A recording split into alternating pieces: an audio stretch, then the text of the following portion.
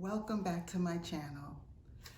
The Spanish Princess, Season 2, Episode 6, The Field of Gold of Cloth. This episode picks up where we left off last time, where we learned that Henry has a bastard. Henry got Catherine's lady-in-waiting, Bessie Blount, pregnant.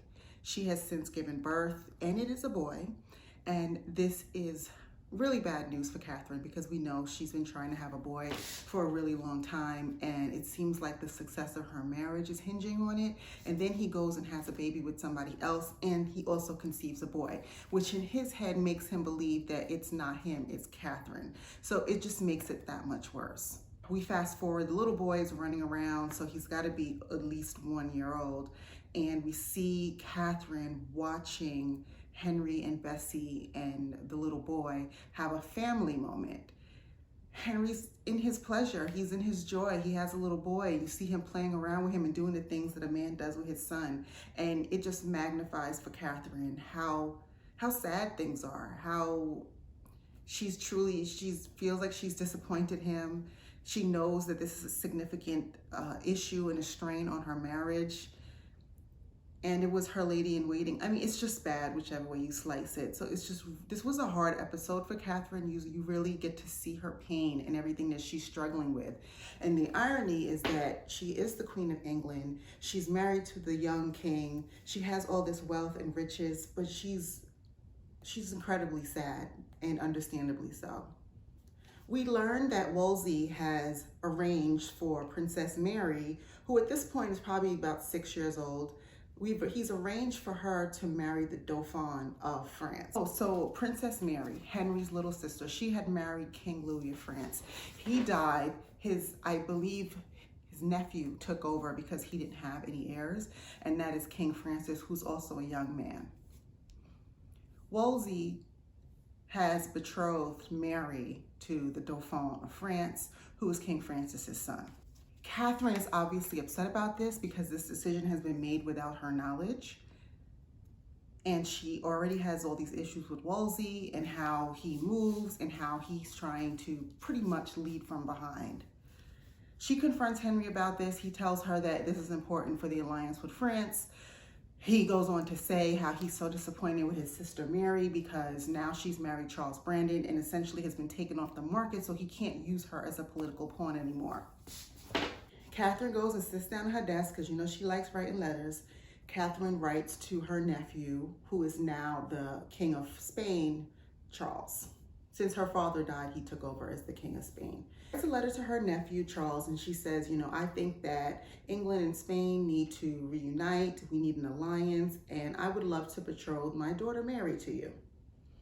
This is her way of circumventing what Wolsey did. She also invites him to the royal summit that is coming up. So there's this summit in which Henry is going to be traveling to France, to Calais, France. Well, Calais is actually English occupied France. So technically the land is in France, but technically it belongs to England. So it's a nice neutral area for them to meet up. And you'll see in the future that there's many meetings at this location.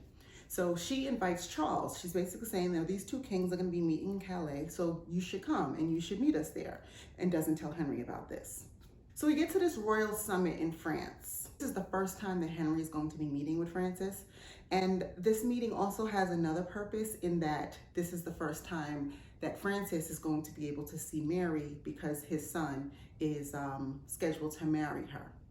Because Catherine had sent her nephew a letter, her nephew shows up. Henry is surprised. He doesn't know why he's there. And she says, well, this is a meeting of the English king, so why wouldn't he be here?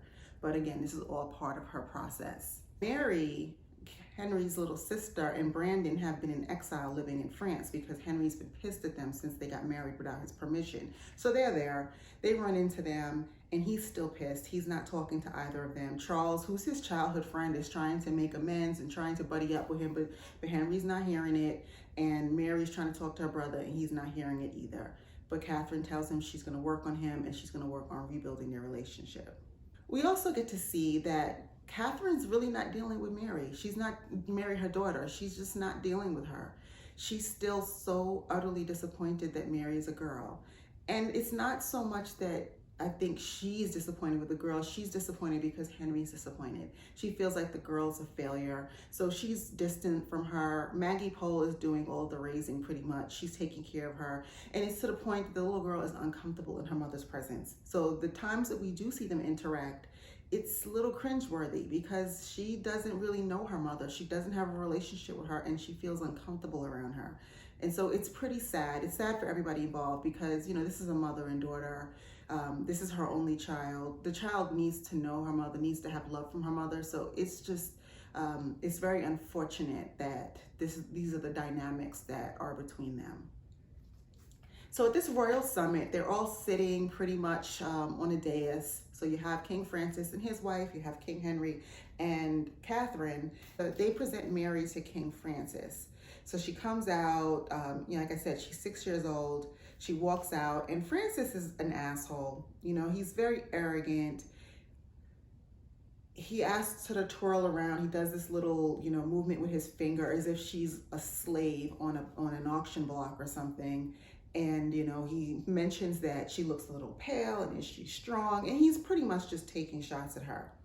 Catherine defends her daughter. You know, she is strong, she is intelligent, she's all these things. But what's up with your son? I would like to see the Dauphin because just as interested as you are in seeing my daughter, I want to see this little boy that she's going to be betrothed to. But he doesn't show him and he says that the boy is strong and again takes more shots at them. So when it comes time to start talking about negotiations, Wolsey says, let's talk about what the dowry is. Because again, this was back in this time, you know, you had to pay a dowry and essentially to give away your daughter or your niece or any of your female relatives. So King Francis shares the number. We don't know what the number is, but he's pretty much saying this is how the amount of money he wants in order to take Mary. Henry objects because it's a lot of money. And he's thinking, you know, why would I pay you all this money? We didn't even pay this much money for my sister Mary. Francis says, well, Mary was a true princess. I don't know about your daughter. He's like, you know, weren't you married? Wasn't Catherine married to your brother? So like, is your marriage even legal? Like, has the Pope put his blessing on this? I don't even know if she's true royalty, if she's truly that valuable that I should be taking her off your hands. Henry and Catherine are visibly upset. Henry confronts him. He stands up to him. He tells him, you know, I'm done with you taking shots at my family. You have disrespected me and disrespected the queen. Let's take this outside. So they go outside and pretty much just get into a little bit of a street fight. And this was really interesting to watch because these are two heads of state. They are two kings. But we also have to remember, they're also two young men. They're probably both in their early 20s. A lot of testosterone, all of this stuff is kind of pumping through them. And that's how young boys handle stuff, right? So they get out there, they start scrapping and wrestling. And eventually Francis gets the best of Henry and he pins him down and tells him, are you going to yield? And Henry yields. So it wasn't a good moment for Henry. It wasn't a good moment for England because everybody's watching. You know, it's embarrassing because essentially what Francis said is true. You know, you were married to, your wife was married to your brother. And I guess in some people's eyes that could cast some doubt about the legitimacy of Mary. And then for them to go out and fight and then for him to lose, it just doesn't look good. So Henry is pissed. He's taking it out on Catherine. You know, he's like, I fought for your honor, because she's still pushing for Mary to be married to Charles. And this is a perfect opportunity for her to make a pitch again because of just what just happened between him and Francis. She's like, we can't marry our daughter to his son. Like, look at how he is. Look how he behaves. We need to marry her to Charles. Perfect opportunity, but he's pissed because he just got his ass beat. And he tells her, you know, I just went out there and I fought on your behalf. I fought for your honor. Like, don't push your luck right now. We see Catherine's sadness. She's seeing people all around her who are in love. You see Mary and Charles and they're in love. She runs into Rosa. Now, Rosa was her lady in waiting when she first came to England. Rosa's from Spain. She traveled with her from Spain to England, and she was with her for the first couple years of her residence in England. And I don't know if she was here when Catherine became queen, because Catherine was here for about 8 or 9 years before she actually married Henry. But Rosa was around. She was here for the first days, and they're, you know, obviously they are friends. They have a past. They share a past. And Rosa tells her, oh, I heard you have a little girl. I'm so happy for you. And Catherine is just like, yeah, but it's just a girl. And they start talking, and she tells her how she's disappointed. Henry is becoming unkind. He's changing. And she blames herself. She's like, I've given him nothing. But Rosa, who is her ride or die, tells her that is not true. You have been a good and dutiful wife. You have a little girl. You need to be proud of that. You need to embrace that, embrace your motherhood. Like, do not let his reaction influence how you feel about your daughter or influence how you feel about your life. Be happy. You have a lot to be happy for. Don't let this be a downpour on all of this that you have to be grateful for. And she reminds her, yes, Mary's a girl, but your mother was a girl. Like, your mother was Queen Isabella of Castile, a strong warrior queen. You are a strong queen. Why would it be any different for your daughter? You need to recognize that. You need to build her up. You need to support her. You need to be there for her so she can be that woman. Because essentially, she's your heir and she's your legacy. And you need to look at her like that. I was glad that she met up with Rosa and that she had that conversation because she really needed to hear that. And it was good that it was unwarranted. It came out of the blue. She's also having a really hard time right now. So it was good for her to reconnect with somebody from her past, somebody who she trusts, somebody who knows her well, and whose counsel she can really receive. It was a really good meeting between the two of them. And I think that the message really seeped in, and Catherine heard her, and she realized that she has not been a good mother to Mary, and she needs to do better. They're having dinner in the tent, and there are a couple of moments of interest. King Charles sees Wolsey, and he says to him, oh, so you're the one that they call Alter Rex, which I'm imagining is some Latin or Spanish way of saying the other king. So he's heard the rumor that Wolsey is in a sense the king. He is running things in England. The word has gotten out. So in England, a lot of folks know it. A lot of the folks in Henry's court hate Wolsey. They think he's risen too high. He was a butcher boy's son. How dare he be in this situation where he's sitting at the table with all these noblemen who come from lines of royalty. How dare he, and how dare he be so close to the king that he is influencing so many of his decisions. They hate him. And Charles has heard a little bit about this, and he uses this as an opportunity to throw a little shade and says, oh, so you're the one they call the Alter Rex. Henry overhears this. He does not like it. And we're seeing that Henry is starting to see Wolsey for who he is. There was another moment earlier in the episode where he mentions how Wolsey kept begging him in order to make him cardinal or whatever his new title is. And, he's kind of tired of the begging and the posturing in order to advance himself. So while Wolsey still does have the king's ear, we see that Henry is starting to get hip to the game and see what's going on, which is a good thing. Another moment is when Charles and Henry come upon each other, and Charles, is trying to buddy up to him. He's telling him, listen, I get it. You sent us out. You exiled us from England. You charged us, you fined us. We've paid the fines. We've done everything that you've asked of us. Can we come back home? I want to be your friend again. I understand that you're mad, but that's your sister. I'm your best friend. Like, come on, let's get over this. And Henry accepts it. He tells him, okay, I understand you paid your fines, and I want you to come back. When we go back to England, I want y'all to come back with us. So that was a good moment. You see them embrace. They start joking about old times and just having that moment again. On the way back to England, they're in the ship, and we see that Catherine is starting to heed the words of Rosa. She's sitting down with Mary. She's trying to talk to her.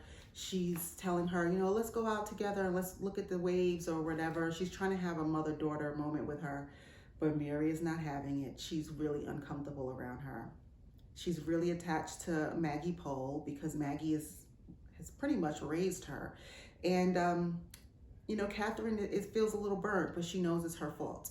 Maggie has a moment where Catherine tells her, you know, you're just going to have to try with her. My youngest son and I had similar issues. It's just going to take a little bit of extra work on your part. You have to be patient with her. And Catherine receives that and realizes that, yeah, I know I have the work to do and I'm going to do it. Catherine asks Henry if she can educate Mary. She wants to educate her, and not just to do what were traditional feminine things back then, like needlepoint and all that. She wants to teach her about science and law and, you know, just a bunch of scholarly things. She wants to teach her about affairs of state, things that you would typically teach your sons. Henry is like, well, why now? You've not seemed too interested in her. She's like, well, if she's going to be a queen one day, then she needs to know these things. And so Henry says, hey, after she's betrothed, after we figure out who we're going to marry to her, you can do whatever you want. This is more evidence that Catherine has had a change of heart, and she's going to now start priming her daughter for greatness, the same way that her mother primed her. Back in London, things are a mess. The city is in unrest.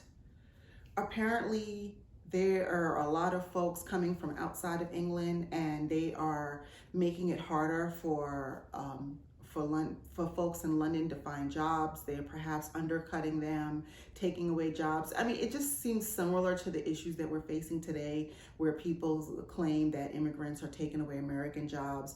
It's similar to that. So folks are hungry. They can't find work. They can't feed their families.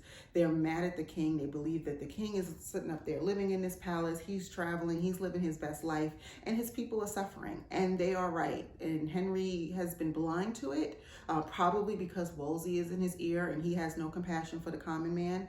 But things have really come to a head, and there's violence, and the royal troops have to come out and break things up, and things have gotten really bad in the city. And so when they return from their trip from France, they see all of this, and they kind of get caught up in it. And for a moment, they actually lose Mary, and it was just an eye-opening moment for all of them that things are really bad around here.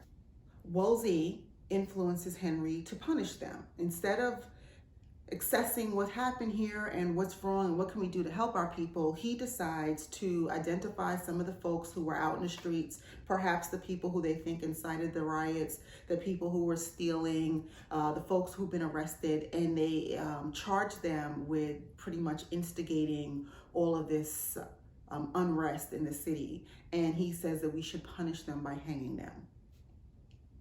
Catherine pleads with Henry not to do this. You know, she says, have some compassion. These people are hungry. They're out of work. Like, that's not the answer. But Henry, again, you know, following Wolsey's lead, stuck in his head, a little bit angry because of the state of things that are going on in his personal life. He's like, no, we're going to hang them. We see a scene where they're actually out on the scaffold, and they have about 10, 15 men ready to be hanged. They have all the nooses. It's a public affair, it appears. The royal court is up in the stands watching all of this, and it's clear that everybody's uncomfortable with this except for Henry and Wolsey. You know, Mary and Charles are there, Maggie Pole is there, Catherine's there, and she's like, you know, she's still begging Henry up until the 11th hour to not move forward with this, but he's steadfast in his ways. Back in the palace, we learned that Henry has had a change of heart with regard to the betrothal of Mary. He tells Catherine, you can go ahead and tell Mary that she's going to one day be the Queen of Spain, just like her grandmother. So he's decided to forego the betrothal to the Dauphin of France and to marry her to Charles. This is, well, probably in part because of the fact that he was embarrassed by King Francis, but also because that arrangement was coordinated by Wolsey.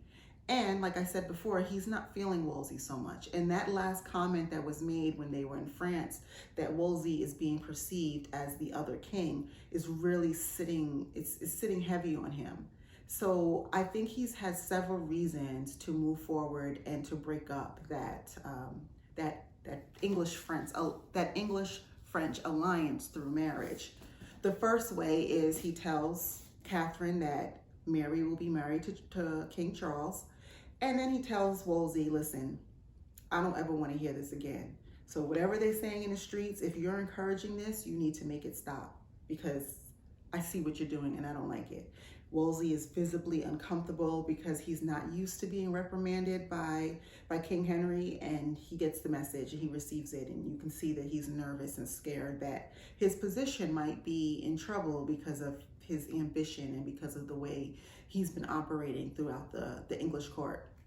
Catherine is happy to hear about his change of heart and marrying Mary to Charles, but she pushes on with regard to the beheading, with regard to the hanging of all of these Englishmen. She asks him again and again, please reconsider. She tells him that she's with child, and she uses that as a bargaining chip. You know, let's do the right thing. We're on the cusp of a fresh start. We're gonna have a son. Please just do the right thing here. And it works. Henry relents. He calls off the hanging, and he seems very happy to hear that she's pregnant again. You see him put his hand on her belly, and he says something that I found was rather interesting. He tells her it's one final chance. And I'm not sure, well, I'm not sure if she's really pregnant. I don't see why she would lie about it, but I do know that in their story, she gets pregnant several times, so it's quite possible that she does have another pregnancy after Mary, although we do know that she would never have any more children after Mary, but she could be pregnant again. Him saying it's the one final chance, that was foreboding, because I'm not sure what he means. Does he mean that he realizes that this is probably one of her last pregnancies? Is he essentially telling her that if this is your last chance to get back in my good graces? I don't know. And I don't know how Catherine perceived it, but that felt, I mean, it's not like she hasn't had pressure before, but that seemed like a whole lot of pressure when somebody tells you this is your last chance and it's something that you really don't have any control over. So we'll see what happens.